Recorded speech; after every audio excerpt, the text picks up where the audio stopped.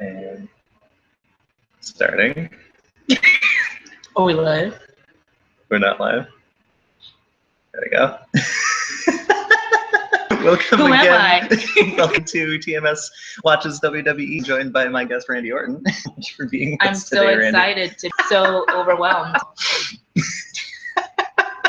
Yes, welcome to this very special lo-fi edition of TMS Watches WWE here in the lovely Mary Sue offices here in downtown Manhattan, where we'll be sure to get a whole bunch of through traffic. So maybe you'll see some special TMS adjacent guest stars. Maybe John Cena will appear out of nowhere. John Cena!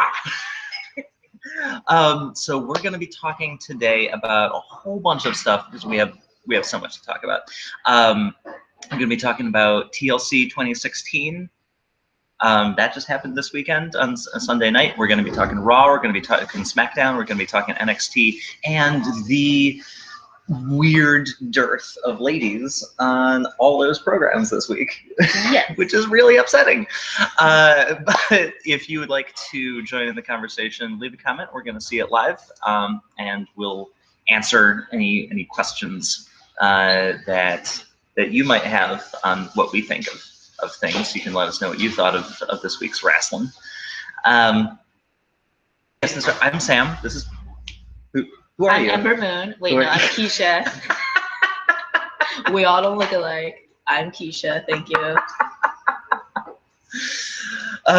Yeah, well, you're either, I guess by WWE standards, you're either Ember or you're Sasha. Or Alicia Fox. Who's Alicia Fox? Oh, wait, we don't know her. Nobody knows who Alicia Fox is. WWE sure doesn't know who Alicia Fox is. So I'm going to ask our lovely cohorts elsewhere in TMS to put this video up on our site right now. Yes. If you want to get started talking about, how do you want to start? Do you want to start with TLC? Let's start with the fallout of TLC. Well, do you want to talk about the TLC card first, or do you want to get into that later? Should we get into that later? I feel like we have more to talk about, like with this week in particular. Yeah, let's start with because there's a whole lot of weird nonsense that we have to get through. Yeah, first of all, Raw was super, super weird. A lot of odd things going on. Lana and Enzo and Rusev are now in this strange love.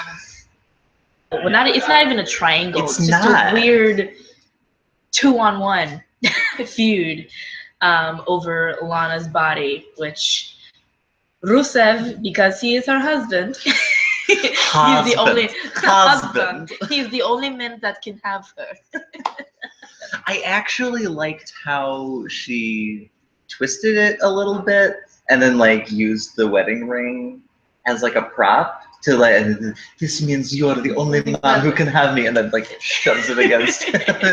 And that was kind of good, but the rest of that, super weird. Like if she just stuck with that on her own and just like, and didn't base the whole feud on that would be great. Because the whole sneaking, leading Enzo on and luring him to the hotel room so that her boyfriend in waiting can just, not so great. It's at least better than the Enzo is naked in public and shows Lana his penis storyline from last week. But it was like really bad porn, but without the sex. True. Absolutely true. This was like a Skinamax in the daytime sort of thing. Yes, and I felt dirty. I thought this was a PG program, and I feel so dirty talking about it. That was awkward.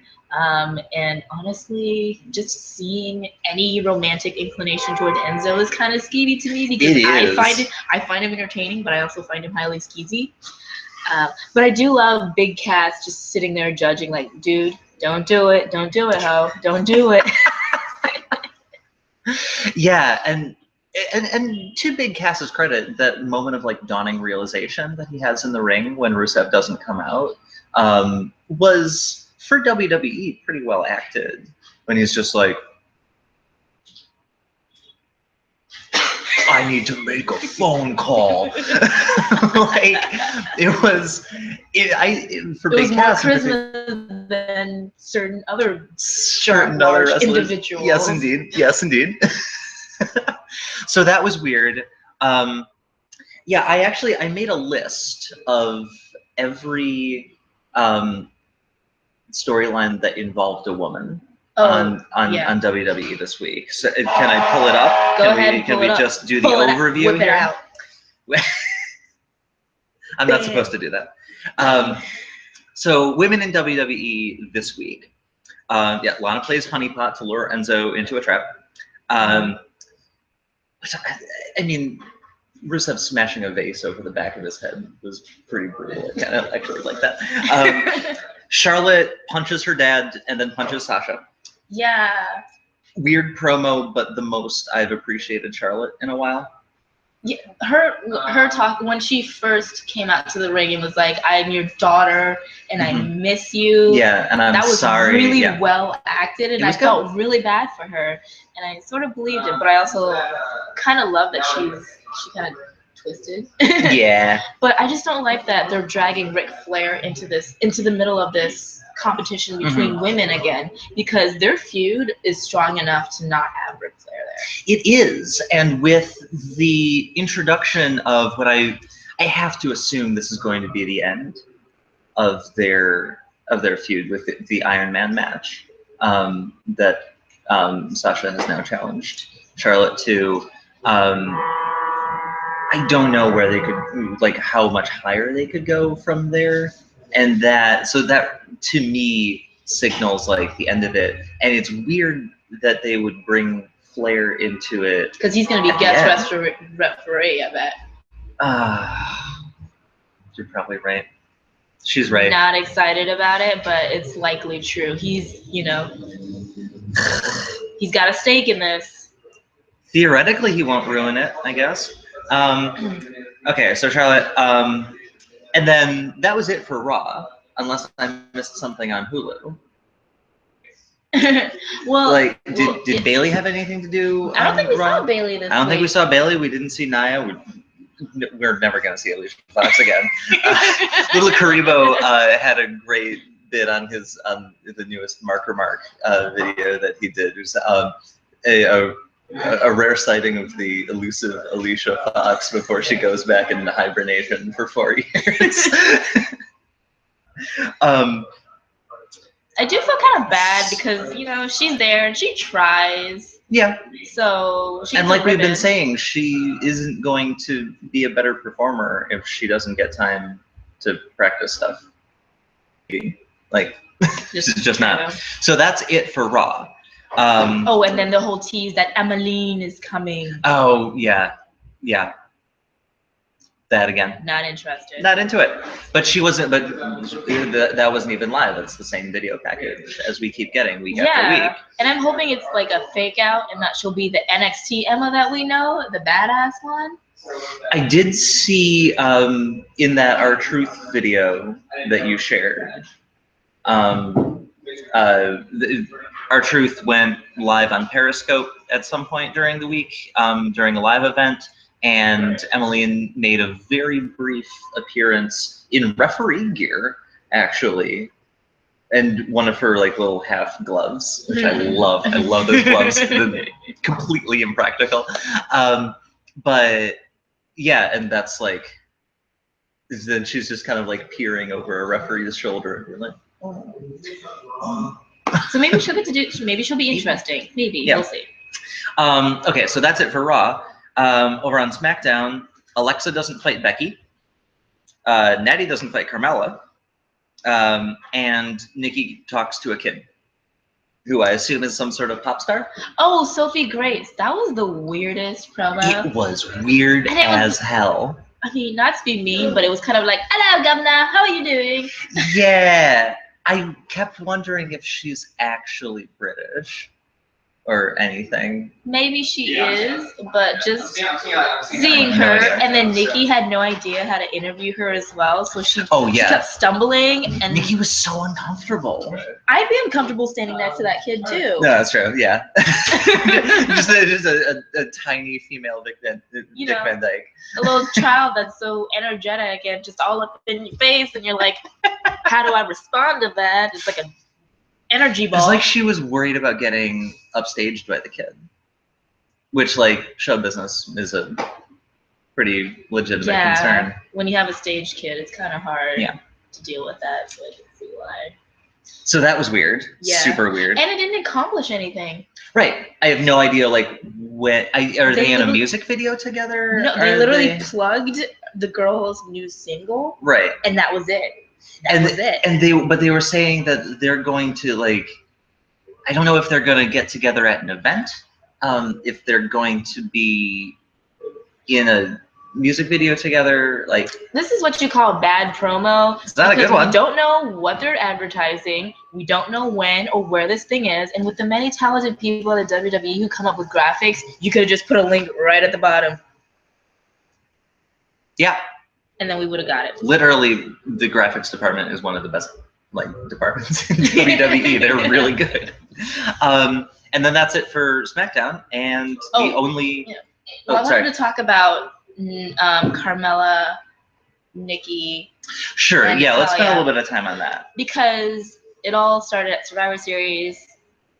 Nikki was the team captain. She gets attacked from behind, and Natalya takes her place, and it's so blatantly obvious that Natalya is the one who did it.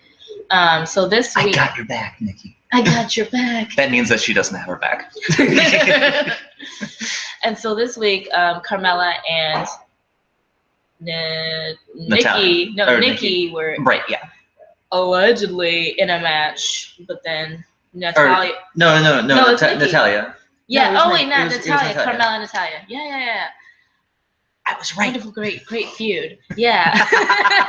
So memorable. So they're in a match, and it's a dull match, and then it just ends even weirder because Natalya runs backstage. Oh no, Carmella runs backstage and disappears for the rest of the night. And Natalya runs back, can't find her. The camera stops really awkwardly at the, like, exit to the arena, and then just kind of, like, stays there for a second, like, I thought that something happened, like malfunction. Where's camera 3? I could hear the control in the background going, where's cam 3? Cut to cam 3. What are you doing? You're fired. You're fired. Oh wait, we're not going to use that. It's too soon. Too soon. Yeah, and then it cuts back, and Natalya's run backstage, and there's Nikki, and Nikki doesn't say anything, just kind of stares at her for a little bit. And then Natalya's like, "Oh, you can't believe her." No. But that. I'm wondering why they did that, because it accomplishes nothing. It really doesn't. It screwed us over match-wise because we didn't get a good women's match. Women's wrestling match. And it really didn't further the storyline anymore, like we already suspected to be Natalya. Yeah. I'm waiting for her to drop the sweet girl act and really just come out as this evil... Right, which she was doing before the brand split. And then, like, afterwards, started being airheaded for no discernible reason. They obviously have no... Natalya, WWE creative team, none of them has any idea what to do with her character. She really doesn't work as a heel so far. There's no real compelling reason for her to be a bad guy. And she's also not very charismatic. Also true. She's not really good at character. She's not great on the mic. I mean, her ring skills are what carries her over. And if you want to do that, why don't you Brock Lesnar her and give her a mouthpiece? Yeah, it's so strange to watch what's going on with Natalya. And so between Raw and SmackDown, the two big brands, we got no women's matches this week. Yeah. Oh, and I would also like to point out, because everyone kind of identifies Natalya with the top knot, girl, Chris Jericho's rocking that way before long ago. He looks good on that too. With that metal jacket. He was wearing like liquid metal jacket. So good. Very attractive. Oh yeah, the promo. Oh, wait, that was Raw, wasn't it? It was like the one time that Roman Reigns looked decent in a promo. Oh yeah, with Chris Jericho, because he was like, "Do you have pain?" Because he played the straight man to the funny man. Right. It was it wasn't actually bad. He's been getting better, I want to say, inch by inch, because he's got the chance to work with Jericho and KO, and they're so good that you can't not get something from that experience. Yeah, and I think it's also the fact that I feel like he's trying less hard, because I feel like he would force it oftentimes in his promos, and you could just see him fighting for those words and really like trying to read the moment and go in for the pause and dramatic stressing of words. But now he seems a little slightly more natural. I mean, still not to the level we want him to be. Right. But he's slowly progressing and not yet. Oh my goodness. Seth Rollins. Fun fact, he used to wrestle as Tyler Black, and I don't know if I think he really tried to bury this, but in his earlier days when he was struggling, he did like homoerotic wrestling. No. Which is like... my girlfriend is going to have a field day. I don't know where you will find these fetish videos, but it's literally two wrestlers going at it, and they're wrestling, but they're making these overly submissions, and it's How did I not know this was a thing? Oh my god! They buried it. That's why. Oh, I'm so happy. You've made my Friday so much better. You're welcome. Oh, swoon. Okay, bring it back in. Bring it back in. Oh, we can talk. Do you have any feelings on Alexa Bliss and promo with Becky this week? That is the most boring feud ever. No original jokes. And honestly, it's delivering the worst Alexa promos I've ever seen her do. Yeah, I can tell that she's really trying to go somewhere with it, and I still appreciate her presence on the mic, but not anything that she's saying. It's not particularly great. No, it's like they took some formulaic girl-on-girl argument and then just copy-pasted, and that's what you get. It has like storyline, because Becky is drowning out there. I was gonna say she's out there like a dead fish. Yeah. No, nothing. All of the reasons that I like Becky Lynch and like totally fell in love with her at Mania this year, which again was my first like live pay-per-view. It's gone. There's nothing left there. You know what they need to do with her? What do they need to do with her, Keisha? Team her with Sami Zayn so they can be the awesome ska people running around going, "Hey, happy to be here." Their themes work so well. Oh my god, they so do. They really do. And they have that sort of kick-ass feel about them. Yeah, and they have that never say die attitude about them. And they both have really improbably colored hair. Yes. The only difference being that Becky's isn't real. Yeah. Oh no, I would absolutely love if they're good. I would like it if they could team up. My girlfriend she honestly ships Becky Lynch and Finn Balor. Okay. Oh, yeah. Yeah. By the way, he should be coming back within the next month or so. I was really? looking at his updates. Oh, I didn't think that he was going to be coming back until next Mania. Oh, next Mania, you think? I thought that he was out for like 9 months or something. After his injury. Why did I think it was 6? My bad. No. Maybe not. Don't. But he's like, I'm gonna be back real soon. So I'm like, soon. Surprise entrant at the Royal Rumble. I don't know. Ooh, that'd be great. And I know. Oh, I wanted to address something because, like, I talked about my love for Seth Rollins before, and everyone talked about him injuring people, ending Sting's career, injuring Baylor, breaking John Where Cena's are you, nose. Demon King? But I just feel like he wouldn't be getting the push that he is if he was such a danger to most of the roster. I think he just did some really dangerous moves, which you've seen he stopped doing. Like, he doesn't do the curb stomp anymore, and I don't think he does whatchamacallit, the name evades me again, the one that took out Baylor. Yeah, I think they stopped him from doing that too. I think more than anything is that I get the impression that he strives for precision so much. He wants to coax as much realism out of his moves as possible. So, because when he does like a flying knee to the face, like he did it to like 3 times to Big Show this week, which I was not expecting to see Show on Raw. Yeah, Show Mark Henry randomly just thrown in there. Yeah. What's up? So, and Mark Henry didn't make the Hulu cut. But when Rollins delivers a flying knee, it really looks like he's like kneeing somebody in the face. It's the most realistic and most plausible I'm gonna fuck you up set of moves out of pretty much anybody on Raw. Like, maybe with the exception of Kevin Owens, because I cringe every time he does a cannonball. Yeah. I'm sure that he's gonna break his neck, and whoever is getting it. He's gonna pull a Brock Lesnar off the top rope.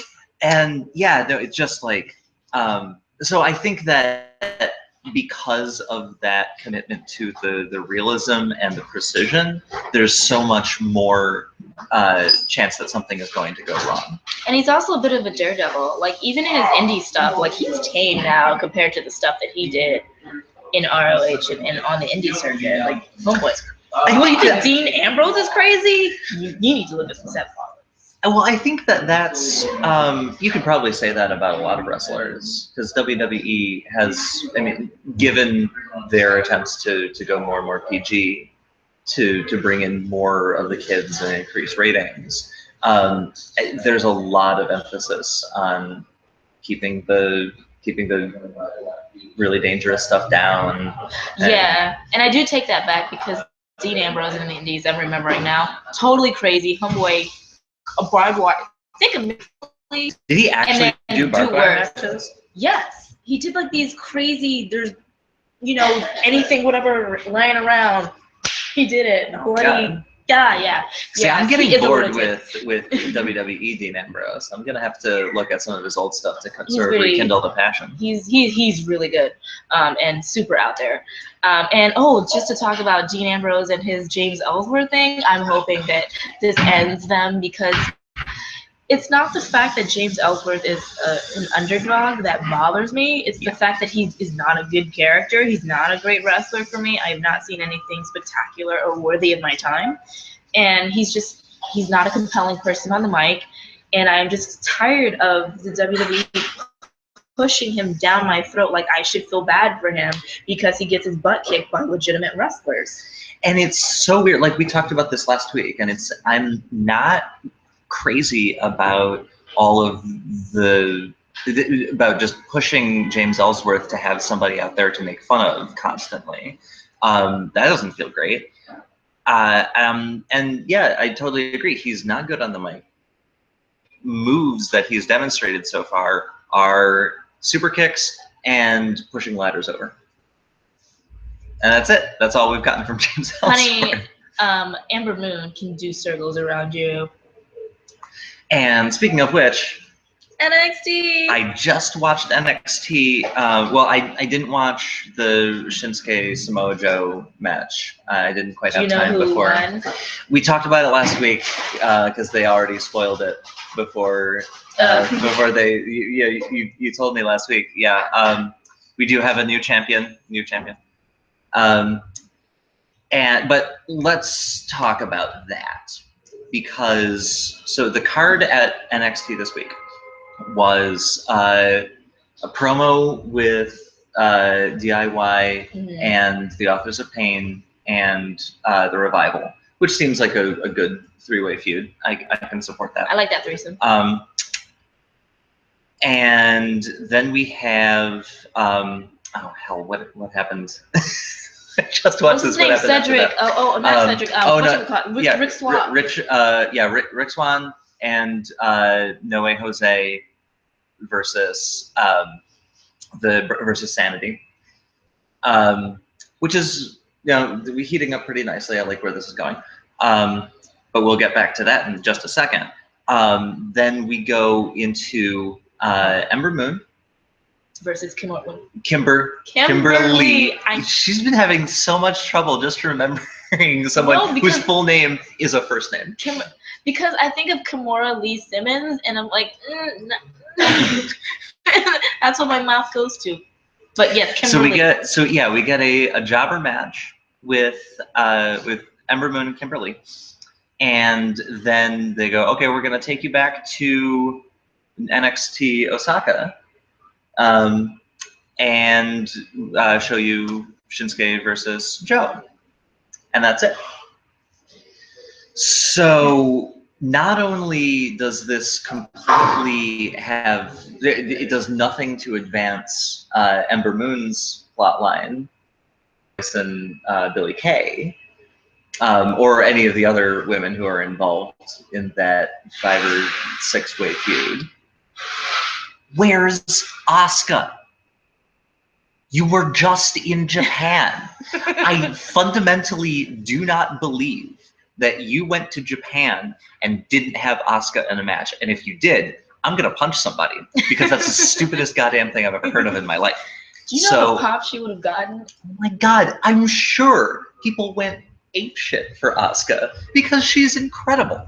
There's no denying that. So either see whatever Asuka did in Japan, or they're saving it for next week, which makes no sense.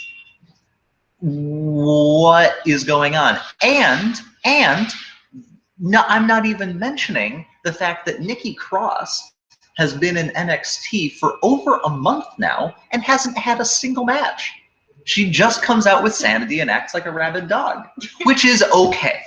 I'm not opposed to that as her character because it's great. She's tiny, and big men get to pick her up and take her away from dismantling. And I like that, but she needs to fight someone. She needs to actually have a match. Well, okay. My only thing is maybe they just don't have room on the card. But it's been a month. There's really no excuse. No, there honestly isn't. There's not. This is like telling me more and more that they need a women's show, like a strictly women's wrestling show. If they don't know what to do with having both men and women on a show, then let's give the women, like the cruiserweights, their own hour-long show where they can just go to town and do what they need to do. And if you're going to have a jobber match with Ember Moon, who again already in a storyline. What? Then at least have somebody come out and disrupt the finale. Have Peyton do it. Have Billie do it. Have Nikki do it so she has something else to do. I do not understand. Like, this is the most irritated that I've been with NXT in a long time. Because I've been saying it week after week. I enjoy NXT consistently more often than I do Raw or SmackDown. And I still enjoyed probably like minute by minute more of what I saw on NXT this week compared to what was on Raw and SmackDown. But that doesn't make it a smooth, cohesive show. Doesn't. Because if you think about it, the booking for all 3 shows this week was really, really weak and strange. And it was like they didn't know what to do. They just threw hats and names into a hat. Names into a hat. We'll get there together. And just ramble, because like no feuds were advanced. There's no real character development except for a few people on Raw and SmackDown. KO and Jericho and Rollins had a little bit of advancement in their feud. A little bit, but that's it. Not much. Yeah. It was really like a pointless show to me. And meanwhile, again, just like Ember, Sami Zayn gets trotted out to have another match against Kevin Owens, which he loses, and that does nothing to advance his feud with Braun Strowman. And when is he going to win a match? When? That's a great question. I like that. I'm going to screen cap that later.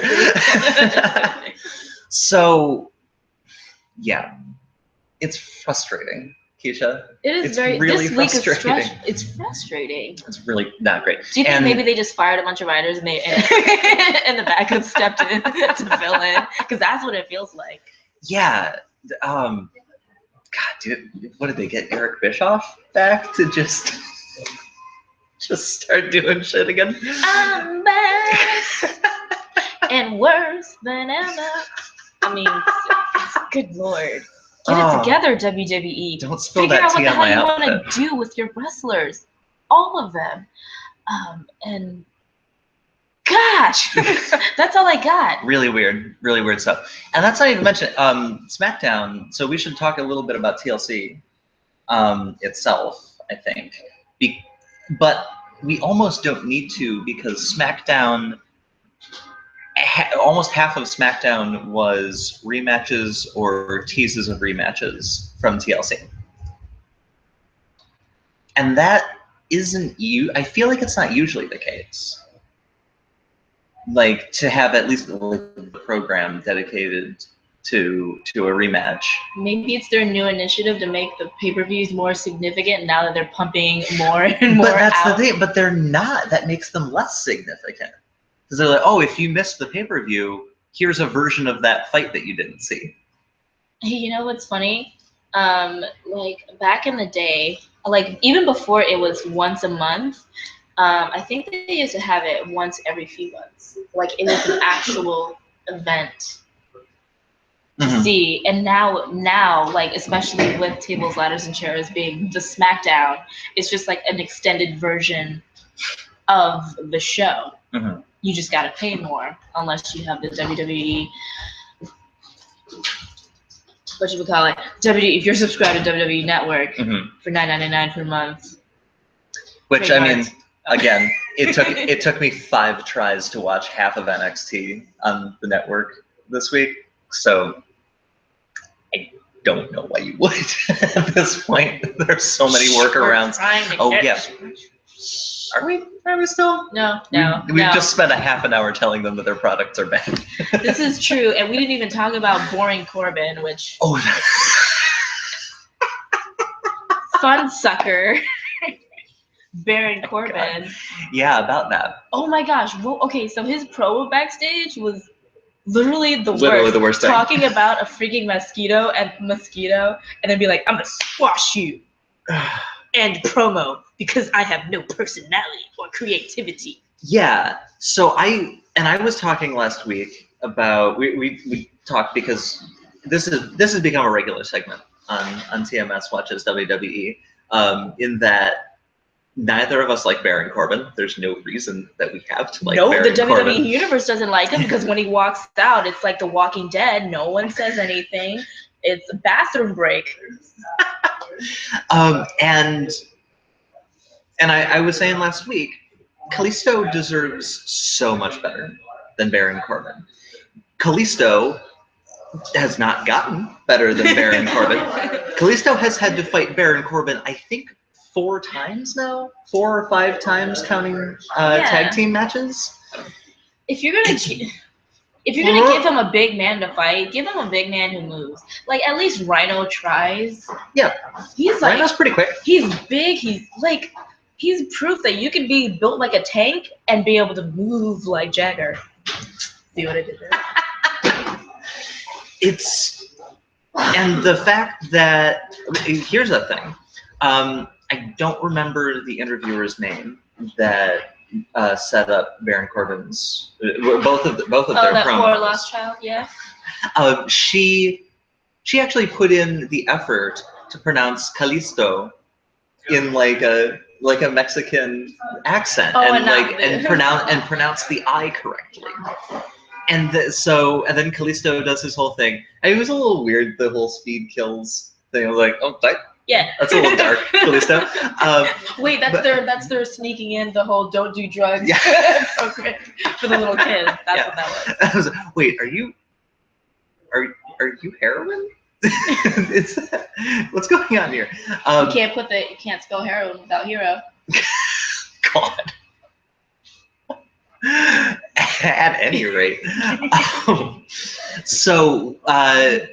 And then she goes off to talk to Baron Corbin a little bit later and says Kalisto again. And Corbin refers to Kalisto and he just said, Callisto. In a boring way and the wrong way. It's wrong. Like, that is. But can you imagine him trying to pronounce that? I don't think his. I think he'd shut down. Malfunction.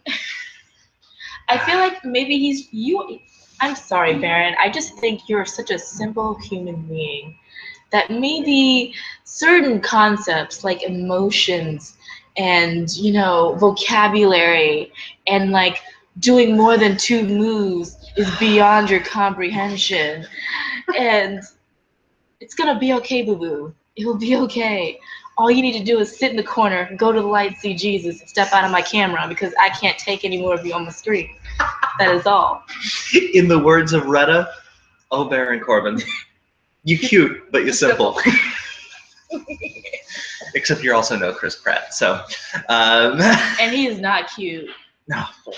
His hair looks like it's running away. It is. It's so opposed to his character, diametrically opposed to his character, that it's running away. It looks like the ocean's on the shoreline's on his forehead. Aww. His hair is falling away like the buildings in the entrance graphic. Oh, we're being mean. I mean, but I feel personally victimized when he's on the screen, so it's just we're getting back. Why are you specifically targeting me with this, Baron Corbin? I didn't ask for this. I don't want it. I don't need it. So Baron Corbin, did essentially the same thing. Yeah. As Randy. Ooh.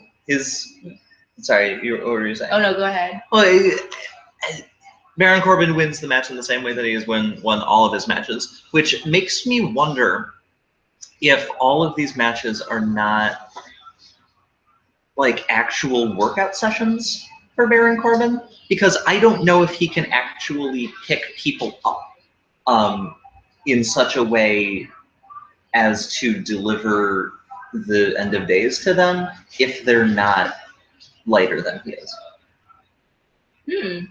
Because the heaviest person that he's given it to is Dolph Ziggler, who's roughly around the same weight as him, but that could be he's much bigger. But that just says a lot about him and he's even more limited than we thought. Yeah. So yeah, that just adds more fuel to the what the heck are you doing in the WWE question. Yeah. I don't even know. Baron Corbin spent less time in NXT than far better competitors. Than like Ty Dillinger has been in NXT longer than Baron Corbin was. So many different people. There's absolutely no reason that Baron Corbin should be getting the push that he is right now. Yeah, he was brought up just because he's big, but big isn't everything. And at TLC, little segue, we didn't even get a cameo by Baron Corbin's daddy, The Undertaker. So, and by the way, every time that JBL says that Baron Corbin is as strong as The Undertaker, an angel loses its wings. That is fundamentally untrue. Excuse you, let's see him pick up Kane and put a tombstone pile driver on him without breaking his neck and then call me. Yeah. Undertaker may be a leather daddy, but he's a strong leather daddy. And he's muscle daddy. He's a muscle daddy. But also the difference, it's not just, they may be similar in size, but that's where their similarities end. Because the Undertaker, who's known, he can go on the top rope and deliver a flying clothesline. The walk of, oh my God, what's it called? When he would walk on the top rope. Oh, like the tightrope? On the top rope. Yeah. When he would walk on the top rope, and then he would grab someone's arm, walk on the top rope, and then jump and knock them down. You don't remember that move? I don't think I've seen him do that.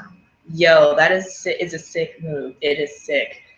But yes, he has skills. Baron Corbin doesn't. That's the point. Yeah. Yeah. Yeah. Moving on, I do want to talk about Randy Orton real quick. Yeah. Because actually, I'm fascinated by his alliance with Bray Wyatt. It's getting more interesting. And I feel like he's gaining more charisma. It's like osmosis. And the more time he spends with Bray Wyatt, the more charisma he sucks from it. Well, it doesn't really suck, but yeah. You know. Well, because Bray Wyatt, as much as I used to really not care about him at all, and I still kind of don't, he's got charisma to spare. So you can take a lot from Bray, and he'll still just keep on trucking. And I think you mentioned last week that Randy, the last time that they won something, he didn't go up on the top rope away from everybody. Maybe that was my friend that I was watching TLC with. What are you talking about? Like when at the end? So previously, when they had a Wyatt family victory, Luke Harper would stand behind Bray Wyatt as usual, and he would do his follow the buzzards thing. But Randy would go up to the top rope and do his usual Oh yeah. thing. Yeah, that's what. He hasn't been doing that. So at TLC and after they won their rematch against Heath Slater and Rhino this week, he's stood alongside Luke Harper behind Bray while they all do the because it's more unified and it's a great photo op. It is a great photo op. I'm kind of curious as to why they didn't before. If maybe they didn't think of it before, or they didn't want to have Randy's identity totally consumed by the Wyatt family yet. Maybe this is just too smart for the creative team, but I think it's them trying to integrate him. I see it as them integrating him more into the Wyatt family because now they're becoming more of a cohesive unit. Whereas before it was just Randy Orton, what's this? He's with the Wyatt family. This is not going to last very long. But now it seems like they're kind of on a united front. Although right now Luke Harper is just kind of dangling there like decoration, not really doing anything. What are you talking about? He's got both the belts. He's the belt holder. He's the beltman. I guess that's his job now that Randy is the co-tag team champion with Bray. Yeah. So where do you think that this is going? Do you think that Randy is in this storyline for the long haul? Or do you think that this is just sort of building until the next pay-per-view or maybe the one after that so that he can betray them?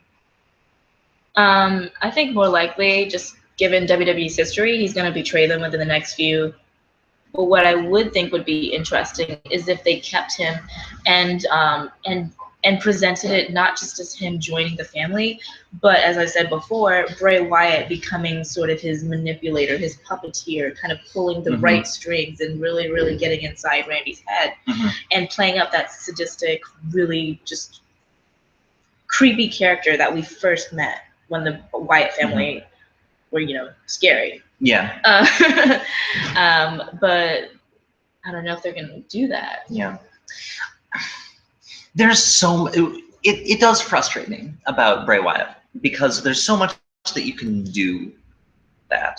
A character who has been shown to brainwash people by just his presence, who does in universe have some sort of supernatural teleportation ability that he can share with others, sort of. Kind of, maybe. I don't know how that works, and that's okay. We don't know because that can play into the mystery. But so little attention paid to like the supernatural stuff outside of that like stuff, which doesn't even happen all that often. They're slowly merging him into like a Duck Dynasty character, right down to the jean hoodie, vest. Oh God! Good Lord. On some of those video packages, he looks worse than Baron Corbin.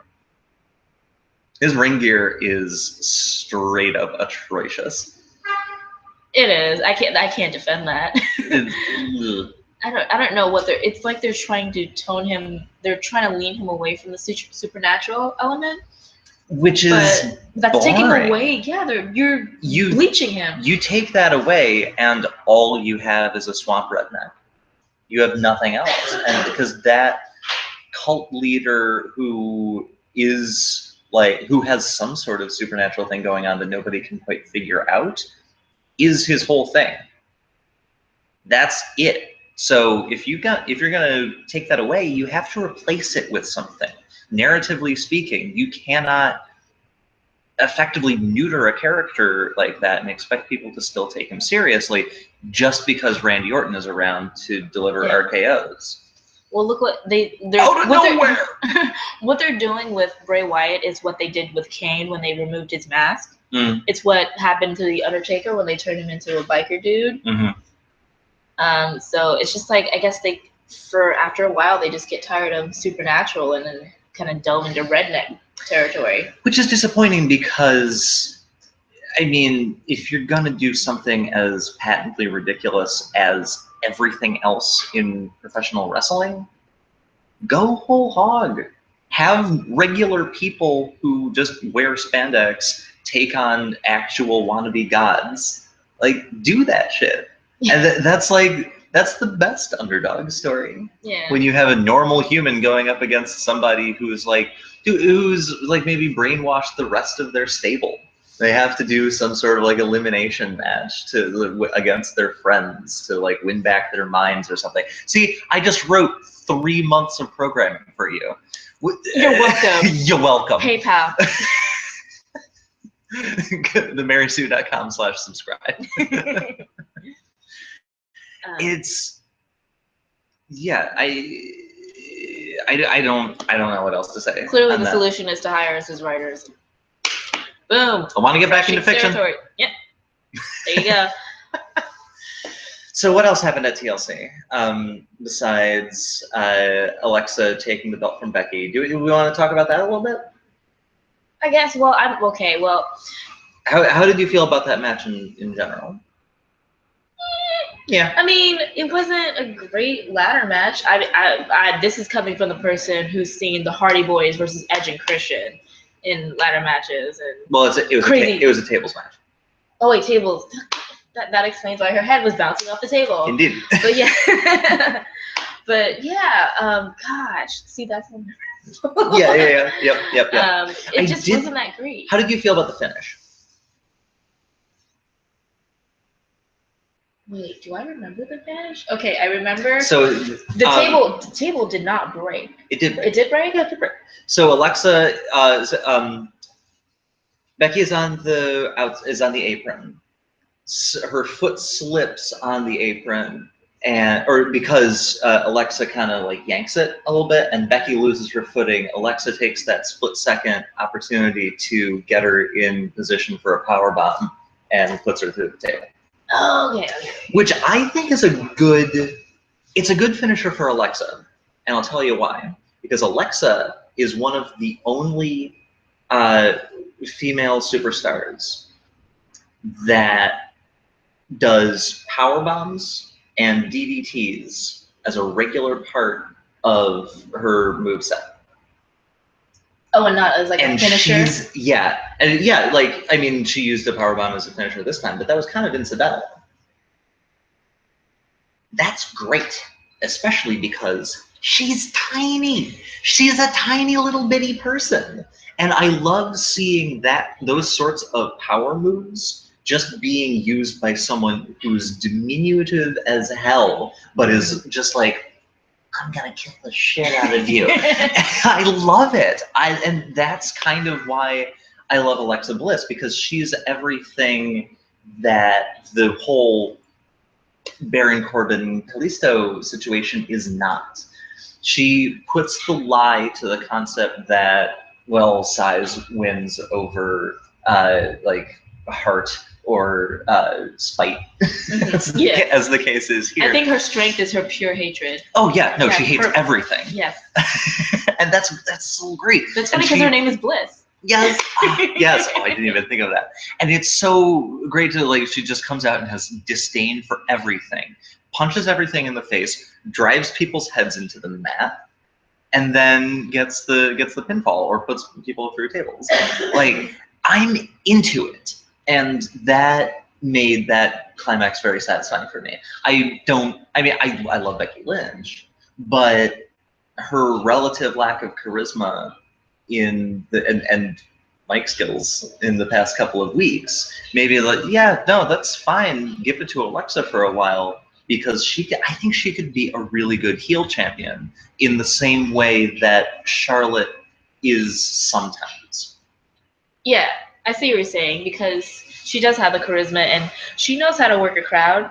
Mm-hmm. And take the right pauses and really take in the boos. And, absolutely. And you need that as a heel champion. You remember that time that Charlotte came out and then and Bayley came out and nobody would like let them talk. And Charlotte had absolutely no ability to get the crowd back under control. You can't have that.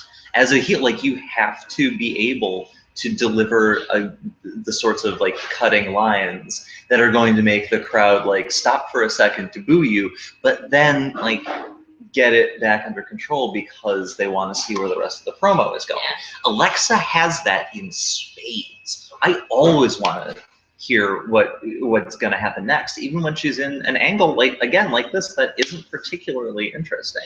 I was interested to see, like, oh, how is she going to react to Becky calling her a bitch last night, and that was like the best part. She's like, she called me something that rhymed with which, and then like when I was like, oh yeah, no, I'm the bitch that runs this entire division. So and I like, oh, great stuff. And then like Becky came out, and it was kind of like perfunctory. But I think that once they have their rematch, I'm really hoping that Alexa's going to retain. I hope it's retained and it kills the feud. Yeah, absolutely. So that, and then we can, what we can have after that. Naomi can have something to do. Oh gosh, she wasn't even on the show this week. She wasn't. Again. Y'all need to stop playing with her. I mean, you've got so many talented women. I'm telling you, we need that women's hour of wrestling. Mm-hmm. Just straight women kicking ass. Yeah, well, we've talked enough about, I think, what actually happened. But for a couple of weeks now, we've talked about having that show, and like just having a show just for women to have storylines themselves. What if we got that tonight? If the WWE decided to spring something on us, and on USA at 8 p.m. tonight, there was a mix, like Raw, SmackDown, whatever, with just a all-encompassing women's division show for 2 hours. And what really killed me is that conservatively we had 6 hours of total like original programming this week across all the shows, and we had maybe 45 minutes of storylines in which women were the main characters. Come on, guys. Anyway, what would you want to see? What storylines, feuds would you want to see? Well, on a women's? I want my blonde ambition. I want Dana Brooke versus Alexa Bliss right now. Let's do this. I think they're both powerful, beautiful women who Alexa, she's a tiny package, and so is Dana too, but she's a little bit more muscular. Yeah. But I think their skill sets complement each other because they both have that grappling, brawling. They I do. can punch you in the face, so we'll get a real slobber knocker, as JR used to say. Yeah, you're right, because I think they could go back and forth in the same way that Dana has gone back and forth with Bailey. And that Alexa can get off some of those more lithe maneuvers and go up on the ropes a little bit more, and Dana can just flex. Yes, I'd love to see that. What would they be fighting over? Who's gonna be Dom and who's gonna be Sub? Who's gonna be the HBIC, as they call it, the head bitch in charge? And it could be Dana Brooke talking about being in the shadow of Charlotte for so long, it's my time to shine. Whereas Alexa is like, listen, I run this. I'm the champion. I have the better show. I run the better division. I got this. You're nothing. And they could just go at it. Yeah. I would kind of like, that could start off with what I have wanted since I think the first episode that we did of this, which is Dana getting into a fight with Charlotte, because now Charlotte doesn't have the belt, and let's even say this happens after Sasha retains at the next Raw PPV. Oh yeah, they're gonna have the Iron Man match at Roadblock, end of the line. Yeah. Y'all need teams for pay-per-views. TBH. I don't know why Remember, we're doing in this. Your house, over the edge. 3-word max, guys. 3-word max. There is a character limit for this stuff these days. If that happens, like after, let's say Sasha retains, she absolutely should retain. Homegirl hasn't been able to retain on a single pay-per-view. No. This is a travesty. But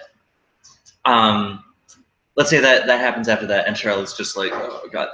She tries to, in our theoretical women's show, Charlotte comes out with Dana, tries to get into a fight with Alexa about like who's HBIC, and Alexa's like, girl, you don't even have a belt anymore. What are you talking about? And Dana's like, you're right, she doesn't, and like elbows her like off the, and the two of them can like get into a stomping match about that and just kick her out. And Dana's like, okay, now that we've sorted her out, which I've been waiting to do for so long, you and I need to have a talk. Yes. So that would be an amazing feud. Into it. Maybe Sasha versus Naomi would be fun. Or actually, I just want Naomi to have a decent, a decent feud. Do you think that could be seen as like just putting the two high-profile women of color together off in their own? That's true. Yeah. We don't want to do that. Oh, we've seen that. Well, no, actually, we haven't seen that because they haven't had more than one black woman for the longest time. Yep. The last time we had that was Jacqueline and Jazz. I don't even know who Jazz is. Oh my goodness. You might have mentioned her before, but I can't really remember. Jazz, the beast. She came from ECW. Ooh. Her name's Jasmine with 2 Z's. Yeah. She's badass. Yeah. Also black. Yes. But yeah. Well, we'll talk about Jazz. We'll talk about Jazz. Google her; she's great. But yeah, Naomi, she can feud with Carmella, maybe. Oh, that could be fun. That'd be fun. I think. Do you want Carmella to be feuding with? And I mean, obviously, Natalya is going to be feuding with Nikki for a while. I almost wish that Natalya and Carmella would have a proper feud, because Carmella needs to, well, now that she's lost against Nikki, I can see her being like, well, okay, I can't beat Nikki, but I need to be calling out other high-profile women in this division to make sure that the spotlight is on me. So number 2 is Natalya. I mean, that could work, but like. I mean, I know that it's not the case, but yeah, but I feel like it would be more satisfying than yeah. her against Nikki. Well, these are all theoretical ideas about ideal feuds that you want to see. Let us know. Put them in the comments. Put them in the comments. But yeah, I'm just disappointed with the way that this revolution has turned. Given that it started, I mean, if you want to chart it back to Mania, that it started with the 4 Horsewomen. Well, not as all of them. Yeah, not all of them, but like the first women's match of the new era was decided by Ric Flair interfering. Yeah. If you want to talk revolutionary wrestling, This has been poisoned from the beginning. There are so many matches with women like Ivory, Victoria, Molly Holly, all of these strong women during that transitional period between Attitude and Divas, mm-hmm. where they were just there kicking butt. Mm-hmm. But there was only a handful of them, so they didn't really get proper feuds, and the WWE didn't really care.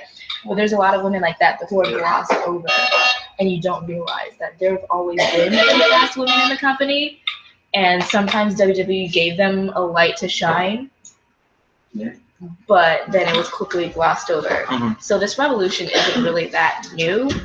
I think the new concept is putting them in the main event and giving them more than 3 minutes to fight. Yeah. But even that, they're still getting peanuts compared to what they deserve on the show. It's bad. Do better. That's my final thought. Yeah. Step it up. Take it up to the top rope, WWE. Ember Moon does. What's your excuse? Yes. And on that final note, we hear voices in our heads. They talk to me. They understand. WWE doesn't understand us. Thanks a lot for watching. If you want us to answer any questions or talk about somebody that we overlooked this week, leave us a note in the comments. Let us know what you thought. Yeah, we'll be back next week to talk hype for Roadblock End of the Line. Stupid name. Too many letters. Too many. So join us then. Thanks so much. I'm Sam. I'm Keisha. TheMaryStew.com. Visit us. Bye. Thanks for joining.